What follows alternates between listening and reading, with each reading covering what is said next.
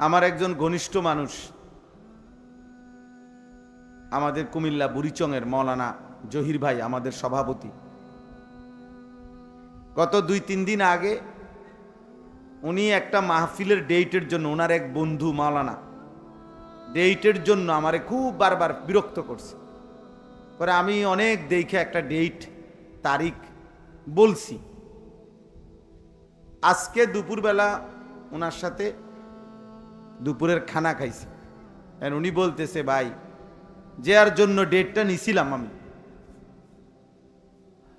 বারবার বিরক্ত করলাম। উনি তখন আমারে বলছে উনি খুব অসুস্থ, ঢাকা হসপিটালে ভর্তি, লিভার জন্ডিস হয়েছে।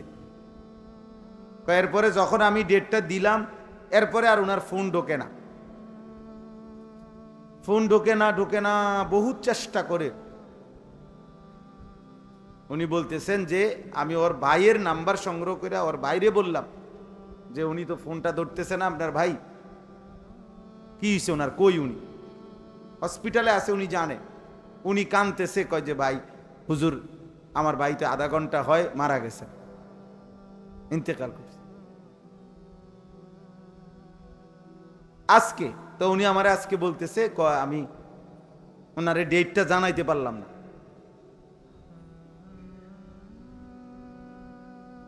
তাইলে দোস্ত, প্রতি মুহূর্তে আমরা আল্লাহ তাআলার দয়ার উপরে নির্ভরশীল।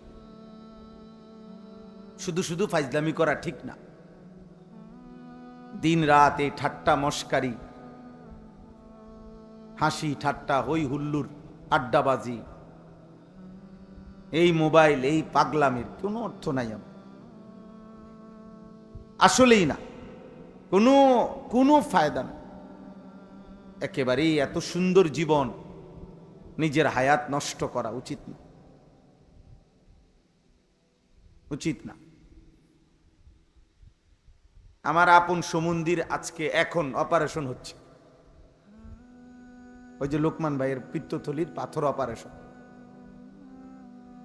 এখন যেই ডাক্তার ঠিক করছিলাম গত সপ্তাহে, পরিচিত ডাক্তার, উনি এ সপ্তাহে অপারেশন করার কথা। ওনারে শনিবার দিন ফোন দিছিলাম, উনি বলতেছে হুজুর দোয়া করবেন, আমি ঢাকা ইউনাইটেড হসপিটালে ভর্তি, আমার হার্টে 3টা ব্লক ধরা খাইছে, আমার অপারেশন পরের দিন সকালবেলা। মানে আমি যাকে দিয়ে অপারেশন করাবো, যে ডাক্তারকে দিয়ে, আমার রুগীর আগে উনার অপারেশন হয়েছে।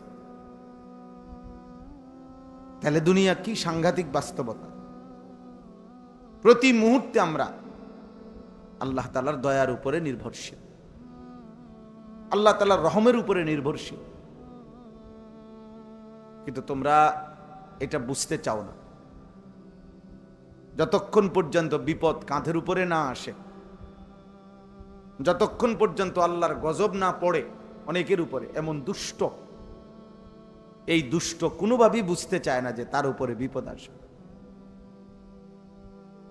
এই বদনসিব বুঝতেই চায় না। আল্লাহর আযাব না আসা পর্যন্ত তার ঘাড়ে, তার কাঁধে বড়সড় কোনো বিপদ, অ্যাক্সিডেন্ট, দুর্ঘটনা না আসা পর্যন্ত বুঝতেই চায় না। সে মনে করে সে আশেপাশের 1000 মানুষ মরে যাক, সে মরবে না। আশেপাশের 1000 মানুষের অ্যাক্সিডেন্ট হোক, ওর হবে না কিছু। কোরআনুল কারীমের মধ্যে আছে, প্রত্যেক জাহান্নামের ভীষণ আগুনে যখন উথরাইতে থাকবে, টকবক করতে থাকবে, তো জাহান্নামী ফেরেশতাদের কাছে আফসোস করে বলবে যে হে ফেরেশতা, 2টি ভুলের কারণে আজকে আমি জাহান্নামী। দুনিয়ায় থাকতে আমি 2টা ভুল করছি, যদি সেই 2টি ভুল না করতাম তাহলে আজকে আমি জাহান্নামী হতাম না। একটা হলো আমি আল্লাহর কথা মনোযোগ দিয়ে শুনি না, আর একটা হলো আল্লাহর কথাগুলো শুনবার পরে আমি তা নিয়ে ভাবি নাই। অর্থাৎ আমাকে যা বলছে করতে, এটা আমার পক্ষে আসলে সম্ভব না অসম্ভব, আমি আসলে পারবো না, এই টোটাল বিষয়টা নিয়ে আমি পাত্তাই দেই না। আমি সামান্যতম আকল দিমাগ খাটাই নেই। বরঞ্চ আমি আমার কলিজার ভিতরে, হৃদয়ের মধ্যে, বিবেকের মধ্যে কথাটা ঢুকতেই দেইনি। وقالوا لو كنا نسمع أو نعقل ما كنا في أصحاب السعير। আল্লাহ তাআলা বলেন, নাফরমান সেদিন বলবে জাহান্নামী, হে ফেরেশতা, যদি দুনিয়ায় থাকতে আমি কথাগুলো শুনতাম অথবা ভাবতাম, দিমাগ খাটাইতাম, তাহলে আজকে আমি জাহান্নামী হতাম। একদম সহজ কথা হলে একজনই বোঝেন। মনে রাখবেন, আমাদের প্রত্যেকের জন্য আল্লাহর বিধান পালন করা, আমাদের শরীর, স্বাস্থ্য, যোগ্যতা এর সাথে মানানসই এমন একটি বিধান, একেবারে একটা জাররা পরিমাণ বিধান ইসলামের এমন নাই যেটা বাস্তবতা বিরোধী, অবস্থা বিরোধী, আমাদের শরীর, স্বাস্থ্য, দিমাগ, আমাদের যোগ্যতার পরিপন্থী, এমন না। বরং আল্লাহ তাআলা আমাদের উপযোগী করেই বিধান দিয়েছে। তো এটাই বললাম যে প্রত্যেক জাহান্নামী বলবে, আমি দুইটা ভুল করে ফেলছি, মনোযোগ দিয়ে শুনি নাই, কথাগুলো নিয়ে ভাবি নাই, ভাবলে আমি পারতাম। 1.25 ঘন্টা ফজরের ওয়াক্ত, প্রায় 4 রাকাত নামাজ, আমি এটা আদায় করতে পারতাম। 3.5 ঘন্টা 4 ঘন্টা জোহরের নামাজ ওয়াক্ত, 10-12 রাকাত নামাজ আমি পারতাম। প্রায় 1.5 ঘন্টা আসরের নামাজের ওয়াক্ত, আমি 4 রাকাত নামাজ ইজি পড়তে পারতাম, একটু যদি ভাবতাম, একটু ভাবতাম। তাইলে এইটাই প্রত্যেক জাহান্নামী বলবে। আমার কাছে 100 টাকায় 2.5 টাকা যাকাত চাইছে, 97.5 টাকা আমাকে রাইখে দিতে বলছে, আমি তো ইজি দিতে পারতাম, ইজি দিতে পারতাম। আমার সারা জীবনে 60 বছরে একবার হজ করতে বলছে, একবার, তাহলে একবার টাকাটা তো আমি মিলাইতে পারতাম। আমি তো আসলে ভুলে না করলাম, খামখেয়ালি করলাম। কোন মুসলমানের উপরে বছর জীবনে একবার হজ ফরজ, তাও যে নির্দিষ্ট সম্পত্তি হইলে। তাইলে আমার উপরে কোরবানি ওয়াজিব, এই নির্দিষ্ট পরিমাণ সম্পত্তির কারণে অল্প কয়টা টাকা খরচ, 20-25 হাজার টাকা খরচ করলেই আমি কোরবানিটা দিতে পারতাম। তদুপরি কোরবানিটার মধ্যে আমি বাহ্যিকভাবেও এই গোশতটুকু তো আল্লাহ আমারে দয়া করে খাওয়ার অনুমতি দিয়ে রাখছে। তাইলে এই সামান্যতম বিবেক, তুমি একজন সুস্থ ছেলে, পূর্ণ শরীর সুস্থ, তাহলে কি কারণ থাকতে পারে তুমি যে নামাজ পড়লা না?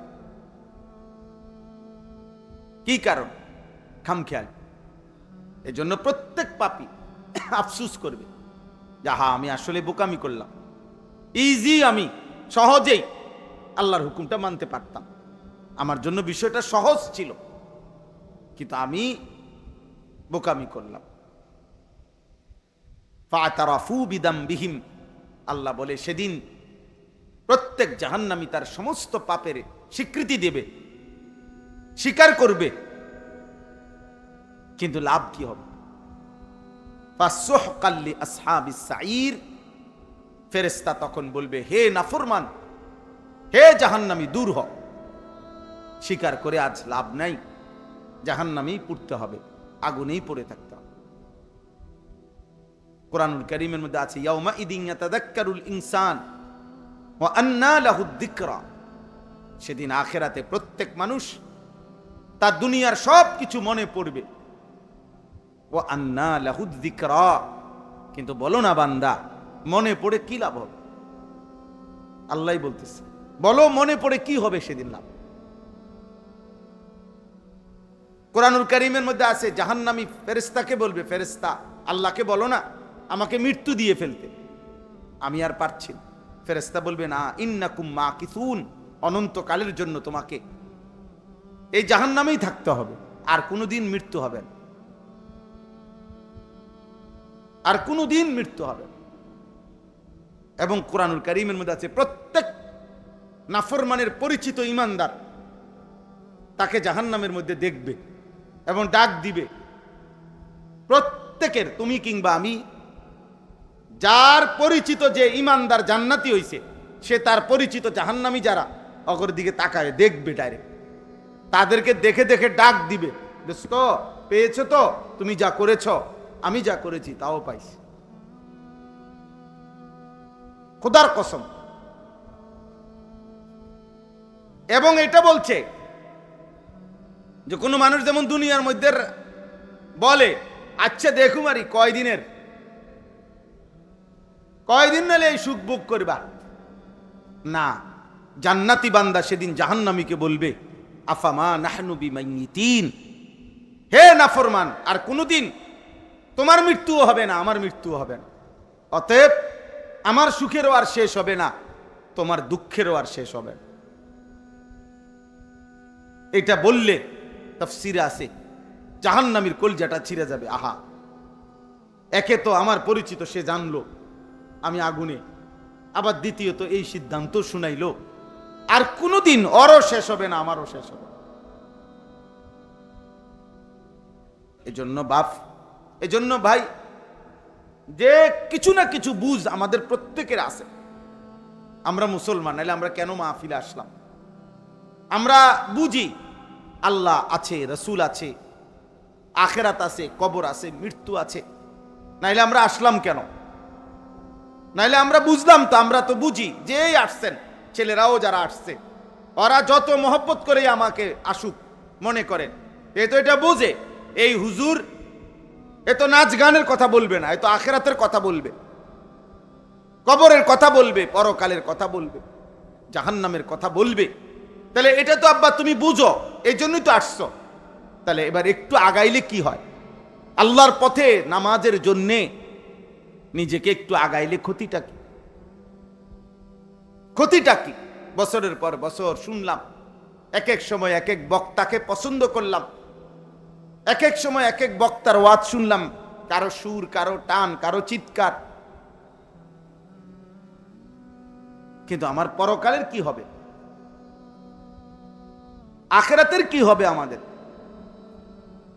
এজন্য আমরা মনে করাই দিলাম, এটা আমাদের ডিউটি। প্রতিদিন আমরা আলহামদুলিল্লাহ আখিরাত মনে করাই, প্রতিদিন। কেউ না শুনুক, কোনো অসুবিধা নাই। হযরত নূহ আলাইহিস সালাম ৯৫০ বছর মানুষকে আল্লাহর দিকে ডাকছে, ৯৫০ বছর, মাত্র ৮০ জন লোক কালেমা পড়ছে। ৯৫০ বছরে ওনার হাতে কালেমা পড়ছে কয়জন? শুধু ৮০ জন, শুধু ৮০। কি পরিমাণ নাফরমান ছিল সেই মানুষগুলো, আজ তাদের কি পরিণতি? আজ তারা কোথায়? পৃথিবীর জালেমরা, পাপীরা কোথায়?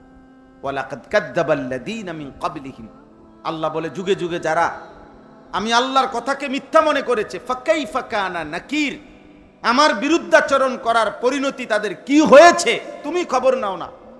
তুমি ইতিহাসের বইতে পড়ো। তোমরা একটা কলেজের ছেলে, স্কুলের ছেলে, মনে করো ভাই আমরা বলছি যে ফেরাউনকে আল্লাহ পানিতে ডুবাইছে, ধ্বংস করে দিছে, তোমার কাছে তার বিকল্প কোনো তথ্য আছে কিনা তুমি খুঁজো, যে না হুজুর আমি পাইছি, আমি গবেষণা করে পাইছি যে না ফেরাউন পানির ডুবে নাই। এর বিকল্প তথ্য আসেনি কারো কাছে। নমরুদের যেই পরিণতি আল্লাহর কোরআন বলছে, এর বিকল্প কোন তথ্য পৃথিবীর কোন বেঈমানের কাছেও তো নাই, কোন কাফেররাও তো, কোন ইউরোপ আমেরিকার বেঈমানও তো এই কথা খুঁজে পায় নাই। এর ব্যতিক্রম কিছু? তাহলে জালেমের পরিণতি যে আযাব হয়, নাফরমানের পরিণতি যে লজ্জা হয়, আযাব হয়, এর ব্যতিক্রম ফলাফল এই পৃথিবীতে একটা নমুনা নাই, একজন নমুনা নাই যে দেখেন হুজুর এই বেটা 40 বছর এই পৃথিবীতে জুলুম করছে, অথচ আজকে 400 বছর পরেও মানুষ তাকে শ্রদ্ধার সাথে স্মরণ করে, এমন পৃথিবীর একটা ঘটনা কোথাও আছে? বলে না,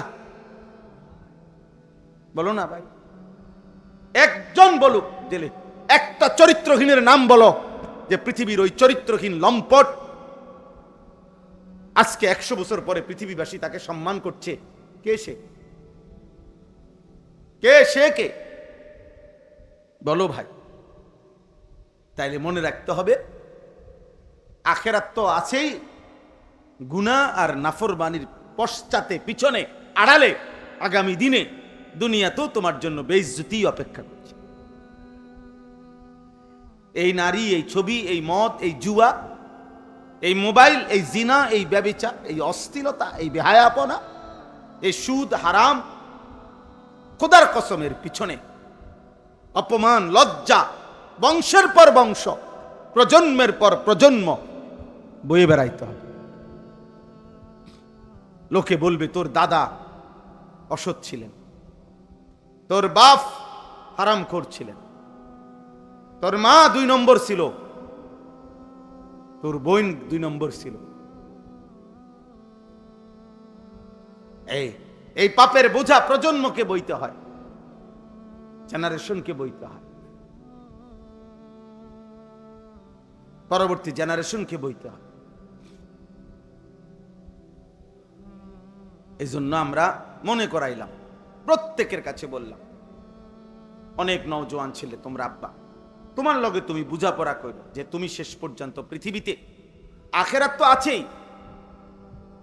কিন্তু পৃথিবীতে তুমি কোনোদিন তোমাদের এই গুনার পরে এই যে বেনামাজি জীবন, নামাজ নাই, সেজদা নাই, আল্লাহ নাই, রসুল নাই, পাক নাফাকের ধারণা, এই নারী, ছবি, জিনা, ব্যভিচারের পশ্চাতে, পিছনে আগামী দিনে পৃথিবীতে কোনো যুগে, কোনো কালে তুমি কোনো সম্মান পাইবা পৃথিবীতে জীবিত থাকতে কিংবা মৃত, মরার পরে এদ্দুর ভাবনা।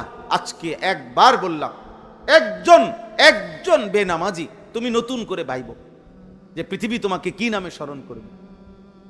একজন চরিত্রহীন, অশ্লীলতা, উলঙ্গতা যাদের জীবন, তোমার পিছনে বাবা ভাই,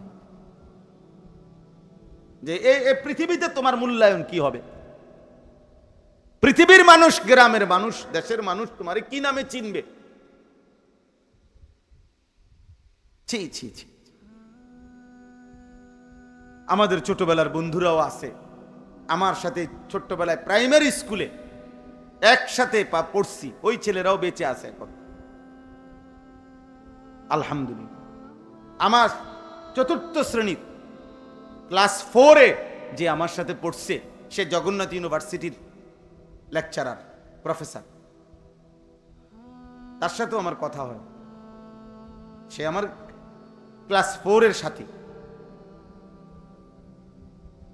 ও বললে দোস্ত, আমি বাকি স্যারদের কাছে, টিচারদের কাছে বুক ফুলাইয়া বলি যে এই মৌলানা আমার বন্ধু, ছোটবেলার সাথী।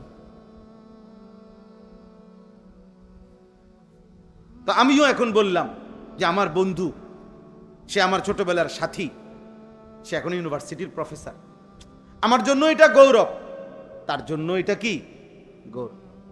সে যদি আমার কথা বলে তার জন্য গৌরব, আমি যদি তার কথা বলি আমার জন্য কি। তোমরা একটা ছেলে বলো, আব্বা তুমি কোন মুখে বলবা যে আমার বন্ধু ছিল যে 24 ঘন্টায় উলঙ্গ নারী দেখতো, আমারে দেখাইতো, এই জানোয়ারের নাম কেমনে নিবা? আমার একটা বন্ধু ছিল যে কোনোদিন পেশাব করে পানি নিত না, এই হাইওয়ানের নাম, এই কুকুরের স্বভাব, এই প্রাণীর নাম কেমনে নিবা আব্বা? এই পৃথিবীতে নিবা কেমনে? তোমার সন্তানরে কি শুনাইবা?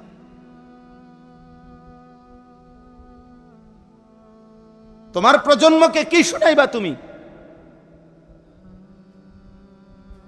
তোমার জেনারেশনকে কি শুনাইবা? একদিন তো তোমার ছেলে তোমার থেকে গল্প শুনতে চাইবে, একদিন তোমার ভাতিজা তোমার থেকে গল্প শুনতে চাইবে, একদিন তোমার ভাগিনা তোমার থেকে গল্প শুনতে চাইবে। তুমি কি বলবা? যে ভাতিজা, আমরা যখন তোদের বয়সী ছিলাম আমরা সারাক্ষণ নারী দেখতাম। হ্যাঁ বলো, লজ্জা বলো আব্বা, হাসো না, বলো, তুমি বলো। তোমার বিবেকের মধ্যে যদি শয়তানে পেশাব না করে তো বলো। আপনজনকে কি শুনাইবা? আমরা যখন তোদের বয়সী ছিলাম আমরা এক ওয়াক্ত আল্লাহকে সেজদা দিতাম না। ছি ছি ছি ছি ছি বেটা, থুতু তোর কপালে, থু, বেনামাজি তোর কপালে, থুতু বেটা, লানত তোর কপালে, অভিশাপ তোর কপালে, লানত বেটা, বেনামাজির কপালে লানত। আল্লাহ লানত দিছে বেনামাজি, অভিশাপ দিছে। আল্লাহ বলছে বেনামাজি এত অভিশপ্ত যে তাকে মূলত রাজিম, সে তারে উচিত পাথর মাইরা এলাকা ছাড়া করা। এত নিকৃষ্ট। এজন্য আমরা এই আশ্চর্য আয়াত হজ্জের সাথে মিলাইলাম।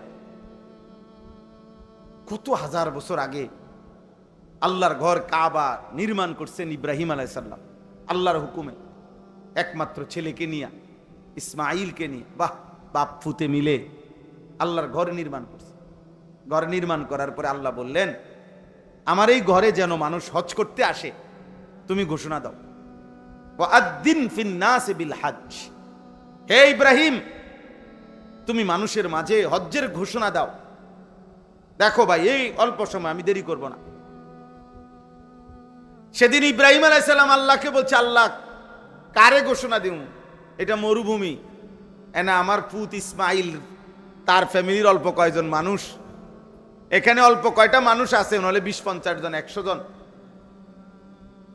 আর আপনি বলতেছেন ফিন্নাস, সমস্ত মানুষের মধ্যে আমি ঘোষণা দিতাম, আমি ঘোষণা দেব কোথায়? আর আমার এই ঘোষণা পৌঁছবে কিভাবে? সেদিন ইব্রাহিম আলাইহিস সালামকে আল্লাহ বলছে, না দি ওয়া আলাইয়াল বালাগ। ইব্রাহিম, আজ তুমি এই মরুভূমিতেই, এই একাকী বিরান ভূমিতে আমার ঘরের সামনে দাঁড়িয়ে ঘোষণা দিয়ে রাখো, আমি আল্লাহ কিয়ামত পর্যন্ত আমার এই ঘরে কারা কারা আসবে, আমি তাদেরকে নিয়ে আসব,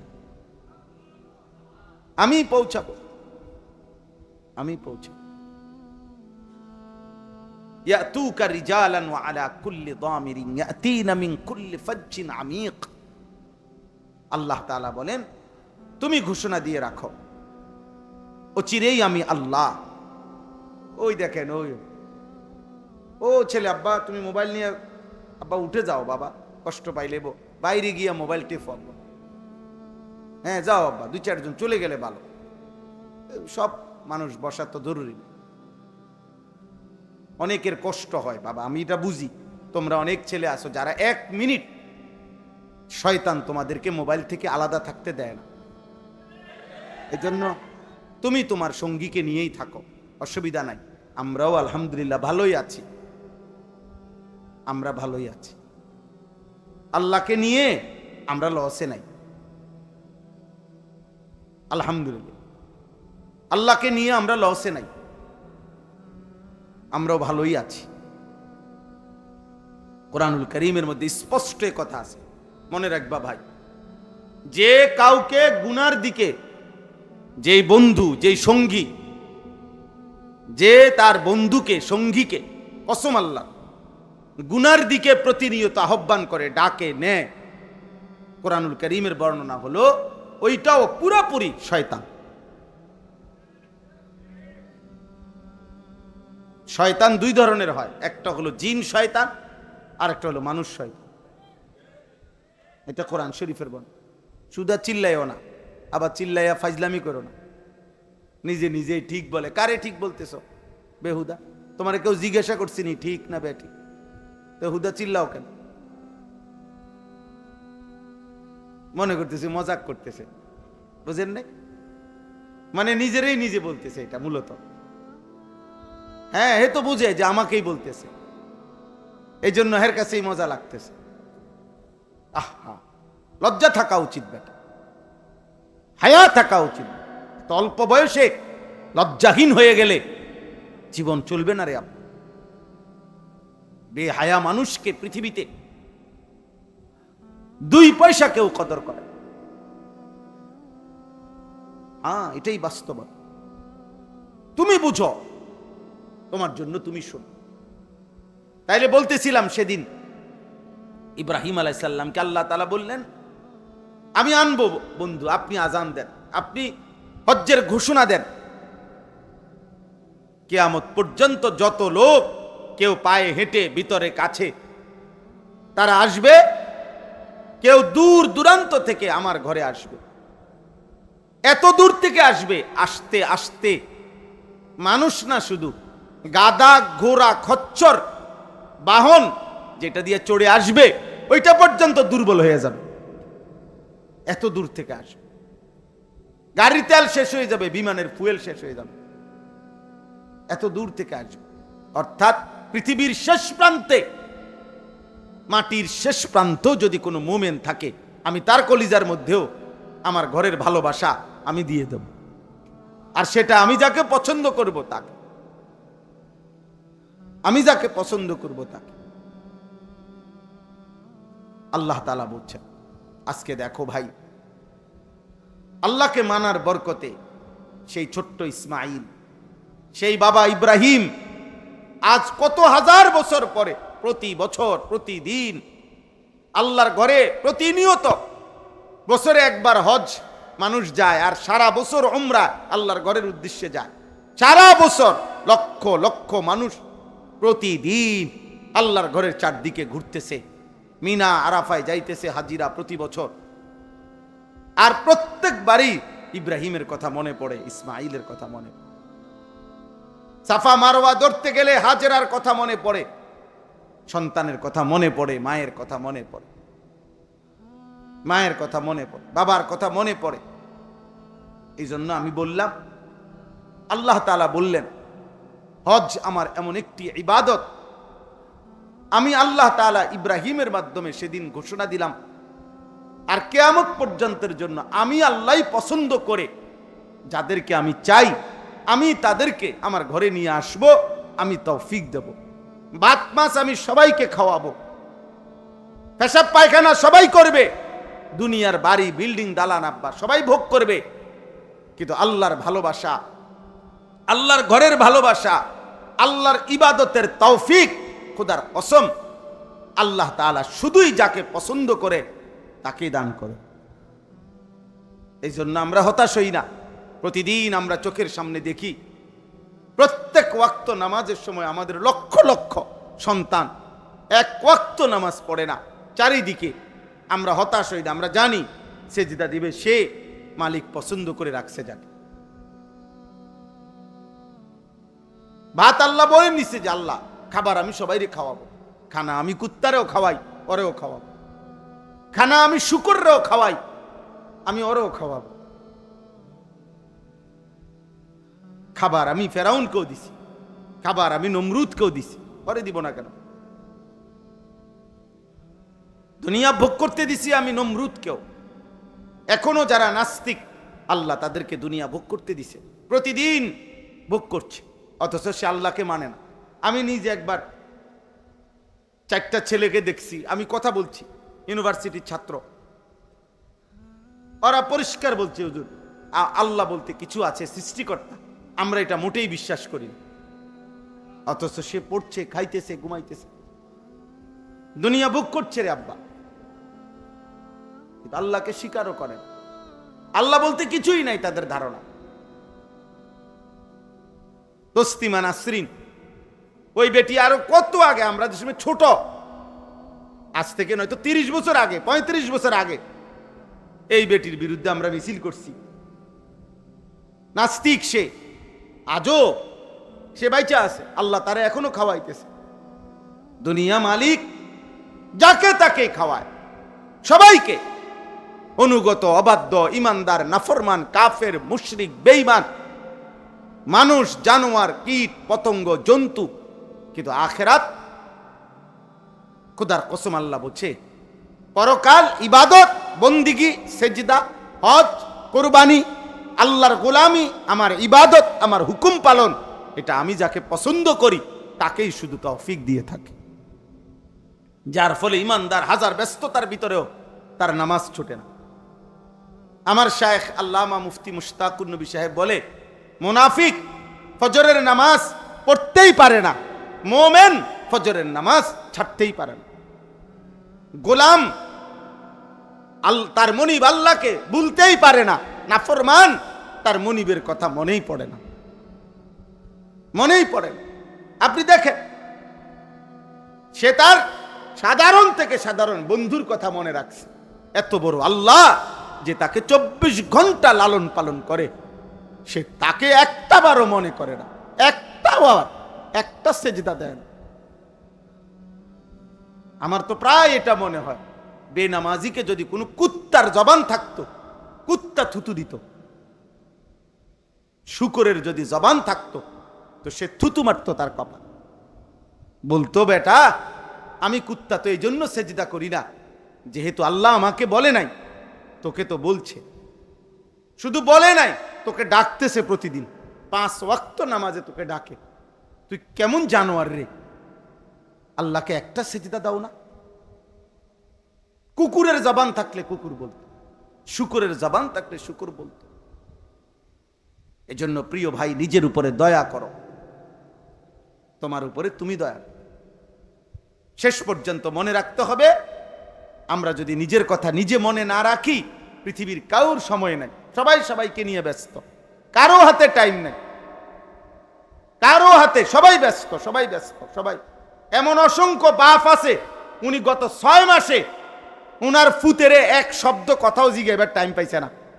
উনি যে সময় রাত্রে আসে ফুতেও ঘুমায়, উনি যে সময় ভোরে চলে যায় সে সময় হইতে ঘুমায়। বেডিরে বলে দিছে টাকা পয়সা যা লাগে কইও নিতে, আছে না এমন?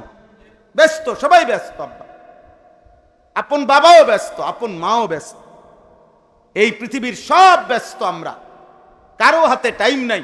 অতএব আমি যদি আমাকে ভুলে যাই, আমারে মনে করাই দিবে কে? আমারে আল্লাহ মনে করাই দিবে কে? একদিন আমি কবরে চলে যাব, একদিন আমি জাহান্নামে চলে যাব, একদিন জাহান্নামের আযাবে চলে যাব, নাউযুবিল্লাহ। আল্লাহ আমাদেরকে হেফাজত করে। তাইলে আল্লাহ তাআলা বললেন, লিয়াশহাদু মানাফিআ লাহুম ওয়া ইয়াযকুরু ইসমাল্লাহি ফি আইয়ামিন মা'লুমাত আলা মা রাযাকাহুম মিন বাহিমাতিল আনআম। আল্লাহ বলেন, আমার ঘরে আমি কেন আনবো আমার বান্দাকে? এই যে কাবা, মসজিদে হারাম, এই যে এখন লক্ষ লক্ষ হাজিরা পৌঁছে গেছে আল্লাহর ঘরের কাছে, আল্লাহ বলেন আমি কেন নেই? আল্লাহ বলেন আমার বান্দাকে আমি তার নিজ চোখে, আমার আল্লাহ বলে তার কল্যাণ, তার দুনিয়া আখেরাতের উপকার তার নিজ চোখে দেখাইবার জন্য আমার ঘরে আমি নিয়েছি।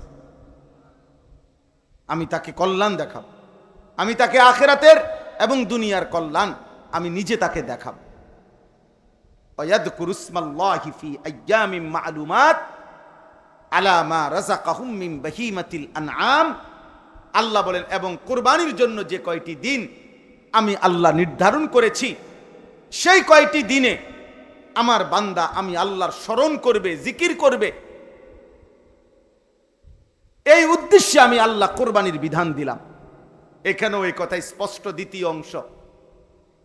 আমরা যারা মনে করি ঈদ মানে আনন্দ, অথচ আল্লাহ তাআলা বলছে ঈদ মানে জিকির, ঈদ মানে আমার স্মরণ, ঈদ মানে আমার বন্দিগি, ঈদ মানে আনন্দ না, ঈদ মানে হারাম না, ঈদ মানে গান না, ঈদ মানে নাচ না, ঈদ মানে আল্লাহর জিকির। আল্লাহ বলছে কোরবানির নির্দিষ্ট দিনগুলোতে আমার বান্দা যেন আমাকে স্মরণ করতে পারে, এজন্য আমি কোরবানির বিধান দিলাম। আমি হালাল প্রাণী জবাই করার অনুমতি দিলাম। ফাকুলু মিনহা ওয়া আতইমুল বাঈসাল ফাকির। আল্লাহ বলেন হ্যাঁ, সাথে সাথে আমি যেই অনুমতি দিছি কোরবানির প্রাণী জবাই করে তুমিও খাও, অভাবী, দুঃখী, নিঃস্ব তাদেরকেও দাও, খাওয়াও। তাইলে আল্লাহর ইবাদত করতে পারা, আল্লাহকে ডাকা, এটাই মুমিনের আনন্দ। আমরা কিতাবের মধ্যে পড়ছি যে একজন মুমিনের প্রতিদিন, যেই দিন সে আল্লাহর নাফরমানি করে নাই, 5 ওয়াক্ত নামাজ আদায় করছে, আল্লাহর হুকুমের উপরে থাকছে, খোদার কসম বুজুর্গানে দিন বলে এমন প্রতিদিনই মুমিনের ঈদ, এমন প্রতিদিনই। কুল্লু ইয়াউমিন ইয়ামুররু আলাইকা লাম তাসিল্লাহ ফি ফাহুয়া ঈদুন, প্রত্যেক ওই দিন যেই দিন তোমার উপর দিয়া গেল আর তুমি আল্লাহর নাফরমানি করো নাই, সেটাই তোমার ঈদ। আর গুনাহ আর নাফরমানির মধ্যে প্রতিদিনই জাহান্নাম, সেটা আনন্দ না। আগুন কখনো আনন্দ হইতে পারে না। অতএব নাচ কখনো আনন্দ নয়, নাচ হচ্ছে আগুন। নারী কখনো হারাম নারী, এটা কোনোদিনও খোদার কসম আনন্দ নয়, এটা জাহান্নাম, আগুন।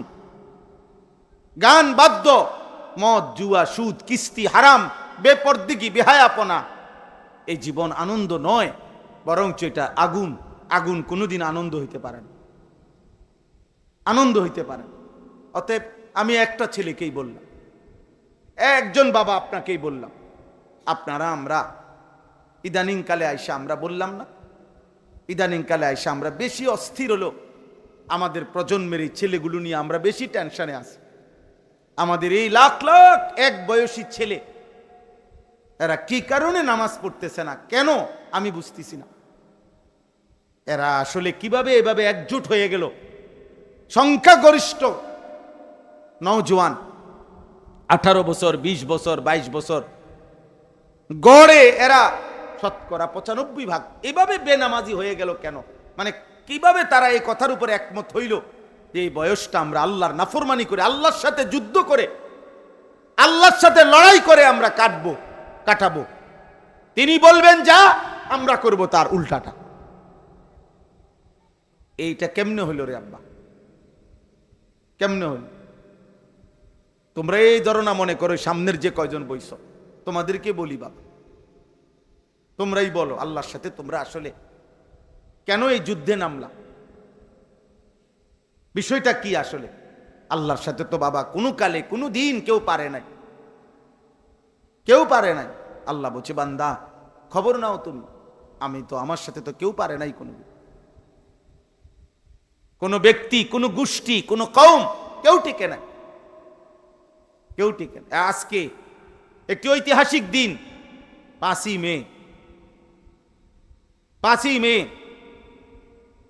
2013 সালের 5ই মে মুমিনের রক্ত ঝরেছিল যেদিন। আল্লাহর দ্বীনের জন্য, রাসূলুল্লাহ সাল্লাল্লাহু আলাইহি ওয়াসাল্লামের ইজ্জত আর সম্মানের জন্য সেদিন শাপলা চত্বরে যেই মুমিনদের রক্ত ঝরেছিল, সেই রাত আজকে 5ই মে। কিন্তু পৃথিবী সেদিন জালেম আর জালেমের অনুসারীরা বিদ্রুপ করেছিল। মুমিনের রক্ত ঝরিয়ে, রক্তকে বলছে রং, হাসি ঠাট্টা মজাক করছে। সেদিন ভাবে নাই যে এই রক্তের বদলা দিতে হবে, এই জুলুমের বদলা দিতে হবে। সময়ের ব্যবধানে একদিন জালেমই পতন হয়েছে, জালেমই পলায়ন করেছে। মসজিদ, মাদ্রাসা, ওলামা, ইমানদার আজও আগের মতোই আছে,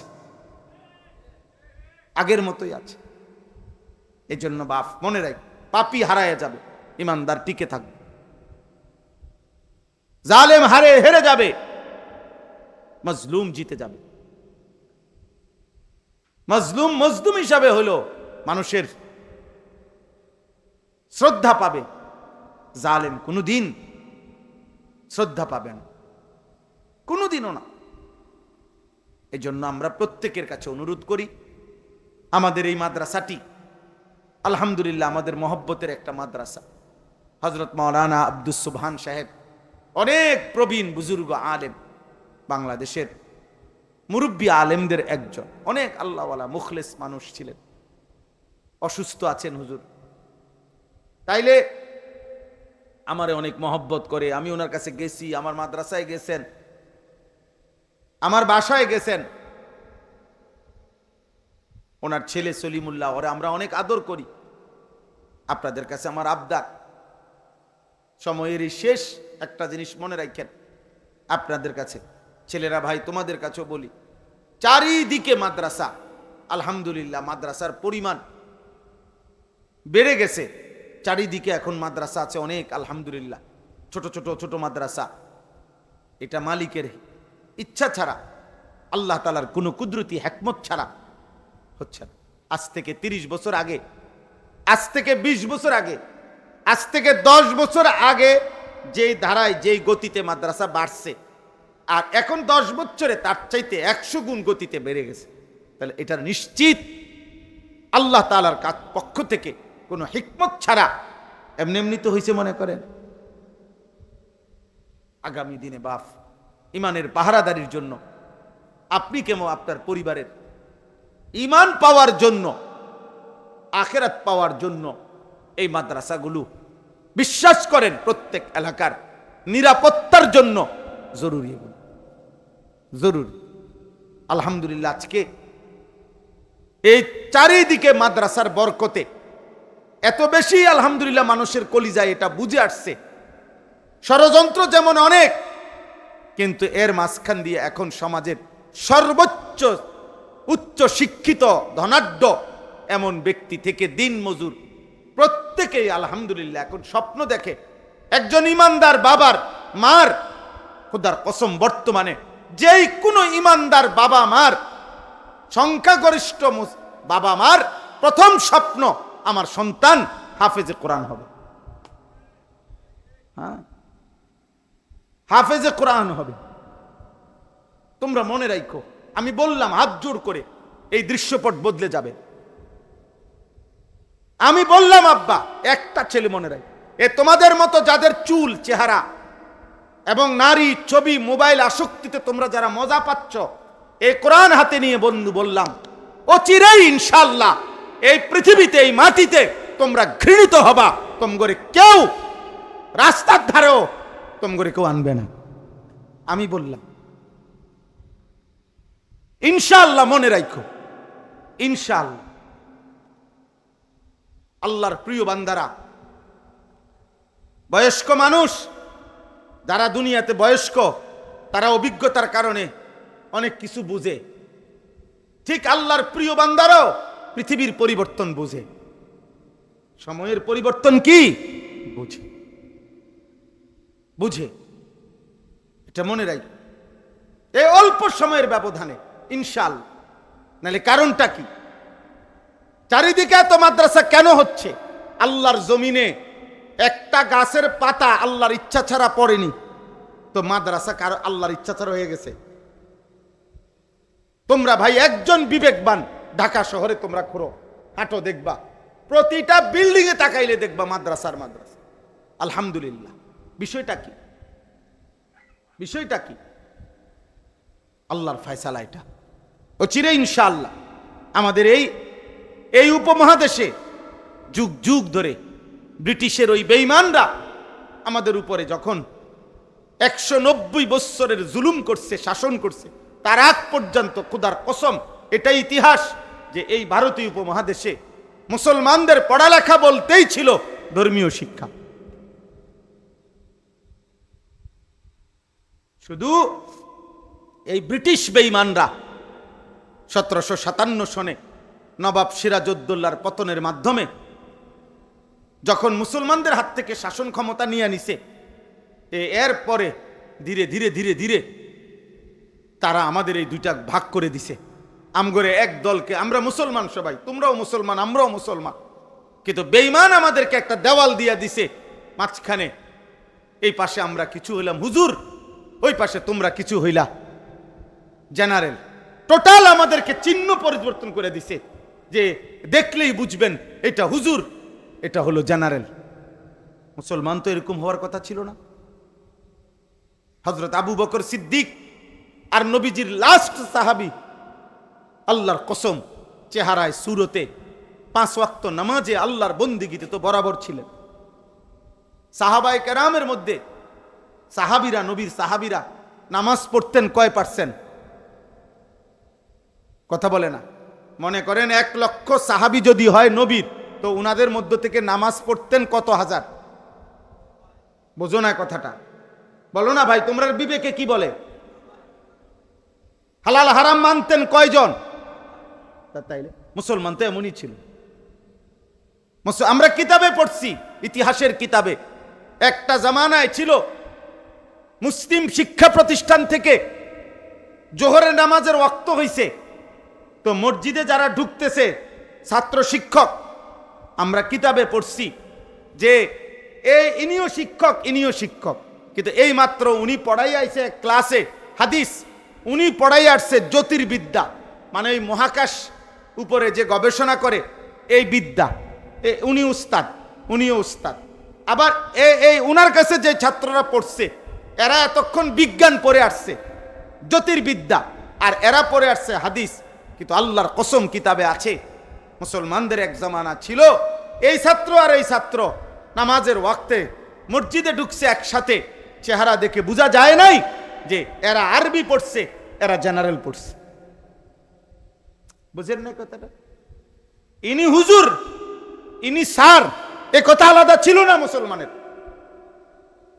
মুসলমানের এটা ছিল না রে আব্বা।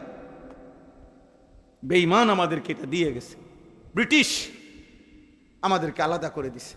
আজকে আমরা তাকায়া তাকায়া দেখি তোমরা আমাদের ভাই, অথচ তোমাদের চুল বেঈমানের মতো। আমরা আফসুস করি, তাকায়া থাকি। তোমরা আমাগরে নিয়ে হাসি ঠাট্টা করো, তোমরা মোল্লা নিয়া হুজুরের কথা নিয়া তোমরা মজাক করো। আহা, তোমরা কি পরিমাণ নিজেকে বুদ্ধিমান ভাবছ। কাফের মুশরিকদের অনুসরণ করে নিজেকে বুদ্ধিমান ভাবছ তোমরা। আফসুস, আফসুস। মাত্র সর্বোচ্চ 3 থেকে 5% ছাত্র, ছেলে মেয়ে মুসলিম বর্তমানে মাদ্রাসায় পড়ে। কমপক্ষে 95 থেকে 97% সন্তান স্কুল কলেজে পড়ে, জেনারেল লাইনে পড়ে। বাংলাদেশে কমপক্ষে 5 কোটি নিয়মতান্ত্রিক বাচ্চা পড়ালেখা করে বাংলাদেশে। এই 5 কোটি বাচ্চার মধ্যে মাত্র 3 থেকে 5% মাদ্রাসায়, আর সব স্কুলমুখী। বেঈমানের সফলতা এটা, ব্রিটিশের সফলতা। ওরা চলে গেছে আমাদের এই উপমহাদেশ থেকে, ওদের ক্ষমতা এখন আর আমাদের দেশে নাই, আমাদের এই উপমহাদেশে। কিন্তু ওদের সেই বীজ, ওদের সেই ফিকির, এটা স্পষ্ট ইতিহাসের বইতে লেখা আছে। ব্রিটিশ বলে গেছিল, আমরা এই উপমহাদেশে এমন শিক্ষা দিয়ে গেলাম, এমন শিক্ষানীতি পড়ালেখা দিয়ে গেলাম, অচিরেই এই উপমহাদেশের এই পড়ালেখা করে আমাদের রক্তে মাংসে হবে ভারতীয় এই উপমহাদেশের, আর চিন্তায় চেতনায় হবে ইংরেজ। আজ তোমাদের কাছে মুসলিম ঘরে জন্ম নিয়ে কাফেরের চুল, কাফেরের পোশাক, কাফেরের লিবাস, কাফেরের স্টাইল তোমাদের পছন্দ। ওরা এটাই চাইছিল, ওরা এটা বলে গেছিল এটাই হবে, আর এটাই হয়েছে, এটাই হয়েছে। আমরা ওই দিন পড়লাম আধুনিক লেটেস্ট ইউরোপের, আমেরিকার, ইউরোপের এই আধুনিক পৃথিবীর, গোটা পৃথিবীর আধুনিক ব্যবসার পলিসি করতে চাচ্ছে তারা, যে you are own nothing but you are happy. মানে এটা নতুন স্লোগান আসতেছে, এই কিছুদিনের মধ্যে শুনবা তোমরা, যে আপনার কোনো মালিকানা থাকবে না কোনো কিছুর উপরে, তবে আপনার কোনো কষ্টও থাকবে না, আপনার সকল চাহিদা ওরাই পূরণ করবে, আপনার কোনো মালিকানা নাই, আপনার আলাদা কোনো মেয়ে হবে দরকার নাই, আপনার আলাদা কোনো স্ত্রীর দরকার নাই, আপনার নারীর চাহিদা যখন দরকার ওটা পূরণ হয়ে যাবে। আপনার খাবার দরকার, এখানে আপনি হালাল হারাম যাচাই করে আলাদা বাচ্চা, এত কিছু আপনার দরকার নাই। আপনার টেনশন না থাকলেই তো হইছে, আপনার সমস্যা না থাকলেই তো হইছে, আপনার চাহিদা পূরণ করবে, এই প্রস্তুতি নিচ্ছে।